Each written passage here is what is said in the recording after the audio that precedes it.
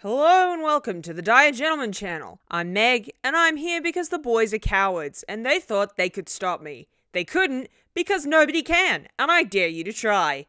Here are my 10 sexiest tips on how to write a hard magic system. Number 1. Think outside the box. Consume widely. Western-made fantasy is an especially cannibalistic genre, so make sure to read and watch everything but the classics when you're just starting out. Consume science fiction, non-fiction, historical drama, anything you can get your hands on. Also, look into the ways that non-Western cultures portray magic in their fiction and mythology. 2. Become a student of the real world.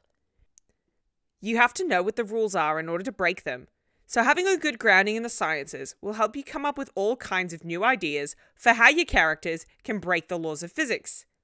For example, if it's an element-based magic system, would a water witch control hydrogen gas in your world?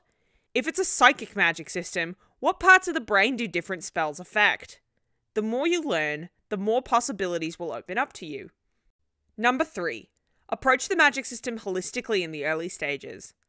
Think about the story you're trying to tell and the wider scope of your world building, and use that to inform the type of magic your characters are going to use. Say you're writing a YA series set in an underwater city full of mermaids. It would not make a lot of sense for the magic system to involve fire in that setting. And if you feel like the story needs fire magic, refer back to tip number 2. Do some research into underwater volcanoes and find out what their deal is. Adapt any ideas you have to fit the setting to stop the magic from feeling too tacked on or incongruous. Number 4. Where does magic come from in your universe?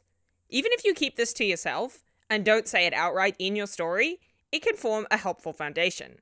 Is magic hereditary? Do you go to school to learn it? Is it tied to the religion of your fantasy world, or is there some kind of semi-scientific explanation? Does everyone use it, or only a select few? This will be useful later when it comes to planning your magic system's limits. Number 5. Once you have the basic shape of it, start categorizing and subcategorizing. There's a reason why every fantasy series has schools and factions, and it's not just for branding and marketing reasons. It's true to life. Small concepts are easier to digest, so people like to find little niches within bigger concepts. You don't just major in science, you major in biochemistry or particle physics. Magic should be the same way. Is your witch a kitchen witch, a bone witch? Do they specialize in sigils or potions? Get as specific as you want. This is a really great way to use your magic system to inform characterization. Number 6. Think about the limitations of your magic system.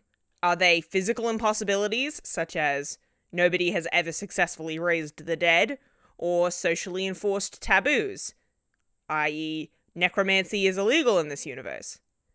Try to have a mix of both, and make sure they make sense, or the audience will feel like you just pulled a bunch of shit out of your ass. Establish the limits, organically introduce them, and base it in something that we in the real world can relate to somehow. Are there counterspells for every possible spell? Does magic require energy that has to be replenished? Does your character's background give them gaps in their knowledge? Is there a magic school where the spells are especially dangerous to cast?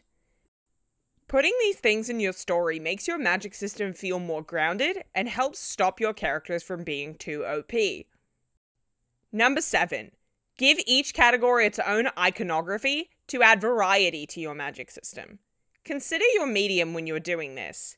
In a written story, you might have each type of spell be in a different language or rhyming scheme.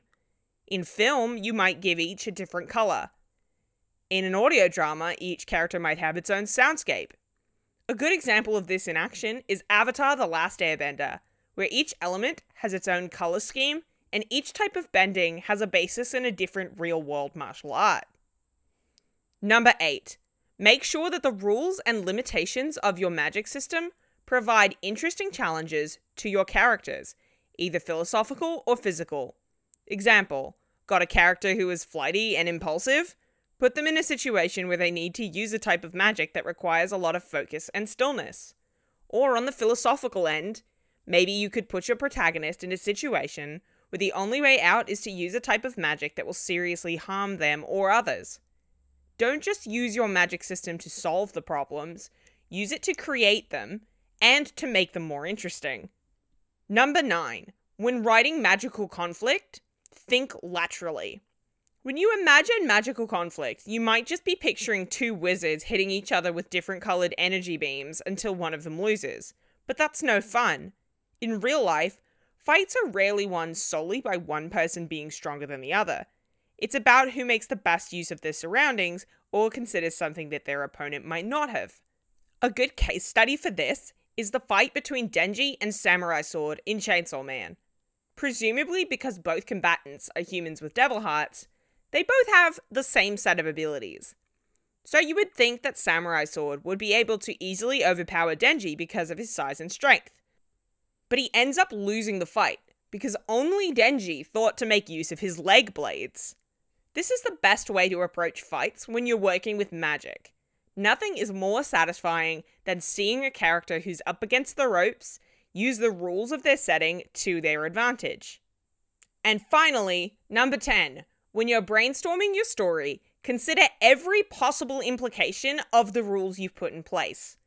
This is where you get a chance to really let your creativity shine. Come up with everything that can be done without breaking the rules of your magic system. Through this process, you'll develop a great portfolio of character concepts, scene ideas, and potential story hooks. You don't necessarily have to use all of them, but you'll definitely use some of them. I've done this for my audio drama, The Kingmaker Histories. I have a Word document on my laptop where I write down things like carnivorous plant wizard, shape-shifting actress, and little artificed-up dollhouse that affects the real world when you move the furniture, and I add to it every time I have an idea. I haven't used most of them yet, but some of them have found places in future scripts, and if I ever feel like I need something to spice up an episode, I can just consult my list. And wow, what a perfect segue to talk about my indie audio drama, The Kingmaker Histories. The Kingmaker Histories is a steampunk fantasy series about a lady with a magic rock stuck in her head. It's set in a fictional European country in the years leading up to World War I, and it has a hard magic system that has been called pretty sick by people who write podcast reviews.